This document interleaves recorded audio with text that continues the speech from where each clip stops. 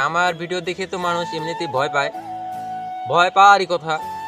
কারণ যে ছেলেটাকে দেখলে মনে হবে যে কিছুই জানে না, কিছুই জানে না, অথচ তার ভিডিও দেখলে যে মাথা ঘুরবো, নাইলে পেটের সমস্যা হইব, নানান সমস্যা হইব। আমার কাছে আজকে একটি দুঃখজনক ঘটনা, সেটা হইলো একজন টিম থেকে যদি 4 জন মানুষ মানে দেশে থাকারও তাদের ক্ষমতা হয় নাই, তারা ডাইরেক্ট দেশ ছাড়া হয়ে গেছে আমার সাথে ভিডিও করতে। দেখেন তাইলে কতটা ভয় পায় আমারে। আমার ভিডিও ছাড়া তারা বিদেশ গেছে। আর 2 জন আছে, অপেক্ষা করেন, সময়ে তারাও দেশে থাকার ভাগ্য হবে না। আমার ক্যামেরাম্যান, সেও চলে যাবে। যে আমাকে সবচাইতে বেশি ভরসা দিত ভিডিও করার, আজকে সে বিদেশ প্রবাসী আছে। আরেকজন যাকে নিয়ে আমার সবচাইতে বেশি ভিউজ আসছিল ইউটিউবে, সেও দেশ ছাড়া হয়ে গেছে। আরেকজন যখন আমার শুরুতে যে ভিডিও করতো, সেও দেশ ছাড়া হয়ে গেছে। 4 জন অলরেডি দেশ ছাড়া হয়ে গেছে, আর 2 জন হবে। একজন টিম থেকে যদি 6 জন দেশ ছাড়া হয়ে যায়, তাহলে একবারে শূন্য। আমি টিমটা প্রতিবন্ধী। হ্যাঁ, একবারে আমি একাই। যেটা এবার আসি আমার বন্ধু বান্ধবের বিষয়টা নিয়ে। দেখেন, আমার কোনো বন্ধু বান্ধব নাই, এটা একদম ক্লিয়ার কথা। আমার কোনো বন্ধু বান্ধব নাই। যারা আমার ভিডিও ভালোবাসে, যারা আমাকে সাপোর্ট করে, একমাত্র তারাই আমার বন্ধু। আর রিয়েলিটি স্কুল লাইফে, কলেজ লাইফে আমার কোনো বন্ধু নাই। যারা আমার ভিডিও ভালোবাসে না, ভিডিও দেখে হিংসা করে, ওরা আমার বন্ধু তাহলে শোভন কি? বন্ধু না। হ্যাঁ, তো আমার ভিডিও হচ্ছে বাইরে থেকে কথা হচ্ছে। দেখেন, বন্ধু বান্ধবের বিষয়টা আমি আজকে ক্লিয়ার করে দিই। আমার অফলাইনে অনলাইনে কোনো বন্ধু নাই। যারা আমার ভিডিও ভালোবাসে, যারা আমাকে সাপোর্ট করেন, একমাত্র তারাই আমার বন্ধু, মন থেকে আমার বন্ধু। আর যারা আমার ভিডিও ভালোবাসেন না, ভিডিও দেখে জ্বলেন, কিংবা আমার স্কুল লাইফে, কলেজ লাইফে আমার কোনো বন্ধু নাই।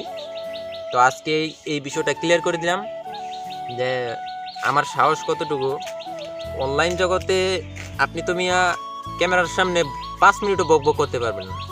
আর আমাকে বাংলাদেশের আরও 10টা কন্টেন্ট ক্রিয়েটর সামনে আনে বসান, দেখবেন তারা কতক্ষণ কথা বলে আর আমি কতক্ষণ কথা বলি।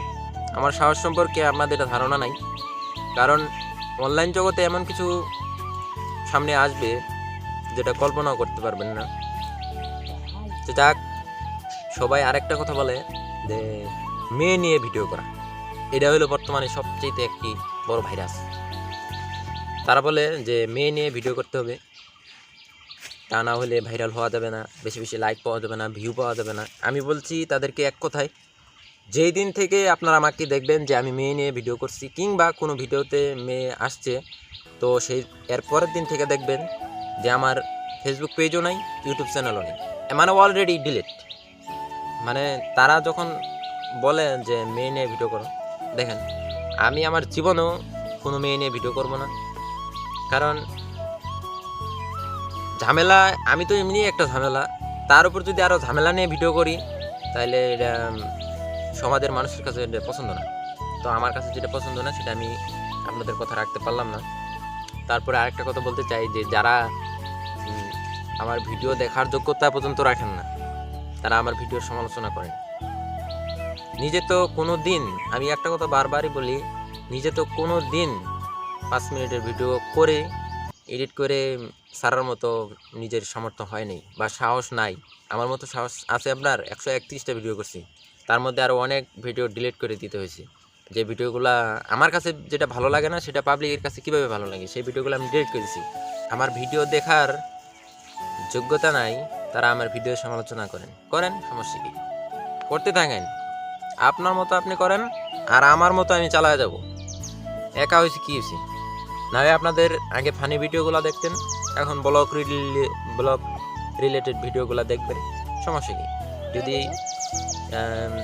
সবশেষে আপনাদেরকে একটা কথাই বলতে চাই, যেটা লাস্ট পয়েন্ট, লাস্ট স্টেপ, সেটা হলো কয়েকজন আছে যারা আমার নিয়ে প্রচুর, আমার ভিডিও নিয়ে প্রচুর জ্বলে। চলো তাদেরকে বলবেন যে আমার লেভেলে আসতে, আমার লেভেলে আসার পর তারপর আমার সমালোচনা করতে।